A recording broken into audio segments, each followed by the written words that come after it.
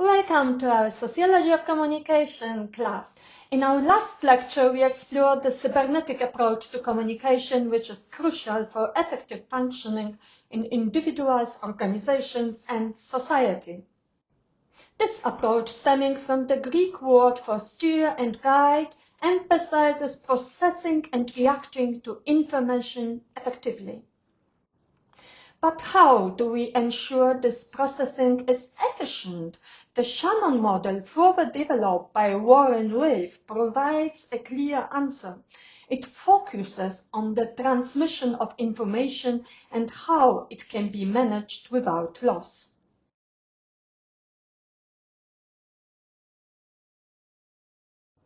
This is a crucial task given the fundamental role of information in maintaining systems.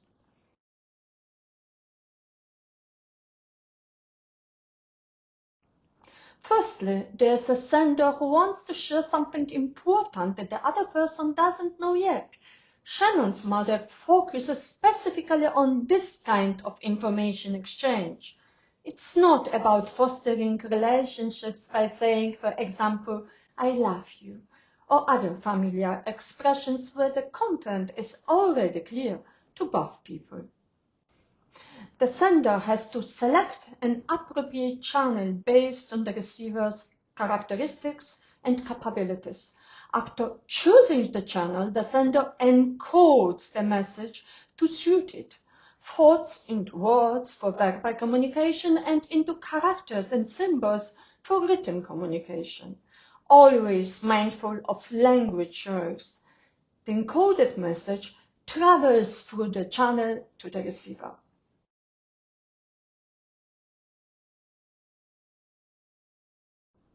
Let's consider a real case illustrating the role of encoding and decoding.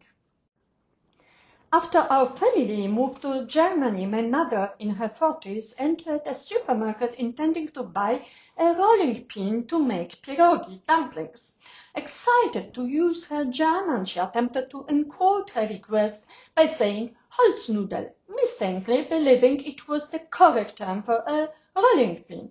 However, Holznudel actually translates to wooden pasta, leading to a humorous mix-up. The seller, puzzled, responded with a bemused "Oh?" Realizing there was confusion, my mother repeated her request, trying to clarify. However, the error in encoding, the reversal of the elements in the compound words, prevented the seller from understanding, and the communication faltered again. It could be different too. Just imagine a seller who is still learning German and would have problems correctly decoding even a correctly encoded message.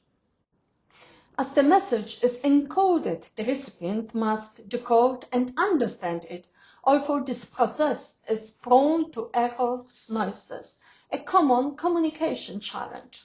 So, eventually, the message sent is not always the message received, primarily due to noise in the communication process.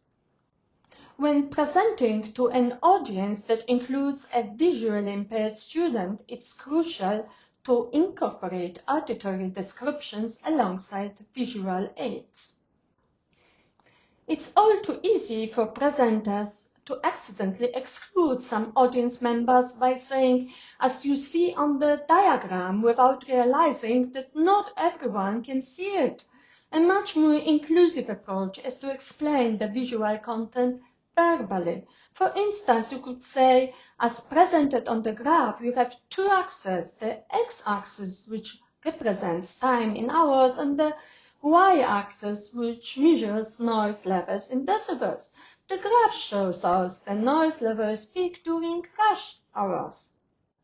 Some communication channels may not be effective for all receivers. It's the sender's responsibility to ensure the chosen channel works for the audience. For example, when speaking to hearing-impaired individuals in an auditorium, it can be more efficient to allow them to connect to your microphone via Bluetooth. For those with visual impairments, often described as having low vision, presenting text in a 14-point Arial font, left-aligned, and in a digital readable format greatly enhances readability. At Worcester School of Economics, we are committed to ensuring the digital adaptability of our materials. When creating videos, including subtitles is crucial, a feature readily enabled by platforms like YouTube. Now, let's move on to noise. Imagine you receive a call while on a noisy street, unable to hear it properly. The communication channel was correctly chosen and adapted for both you and the sender. However, noise still interferes.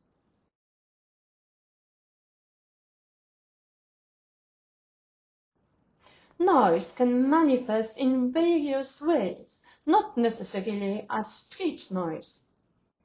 For instance, poor ventilation can lead to diminished concentration among students, or perhaps the room has poor acoustics, making it difficult for those with hearing impairments to follow along.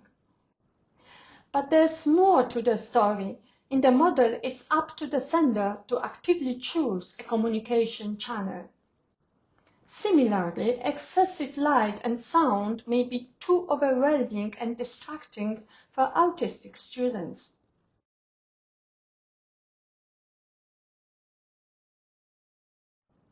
In Shannon's original model, the person receiving information is passive in the communication process, with the responsibility on the sender to anticipate the receiver's environment.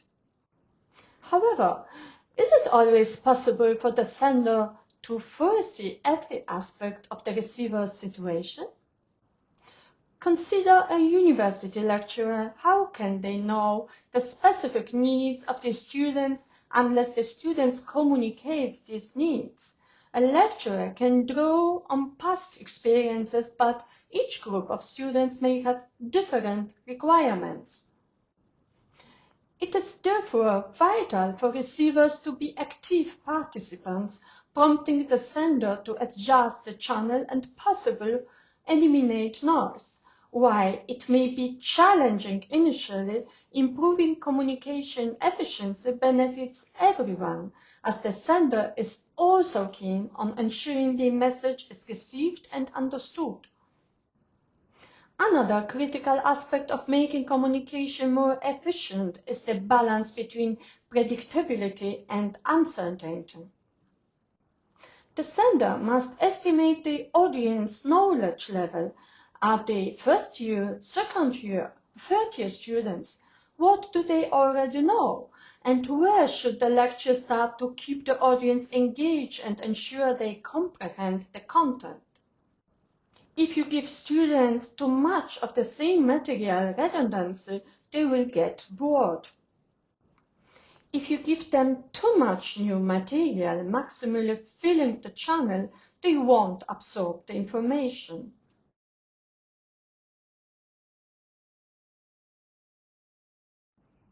It's simple. Effective communication is enhanced by good feedback from students and by anticipating their questions, responsibilities that fall to the sender, the teacher.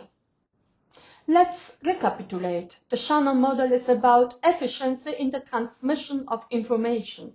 The sender is responsible for ensuring that the message is encoded correctly, that the channel is appropriate, that noise is minimized, and that there is a balance between redundancy and information entropy, unpredictability, uncertainty, and efficiency of channels. This balance is crucial for maximizing the efficiency of the communication. This is what a sender does, isn't it?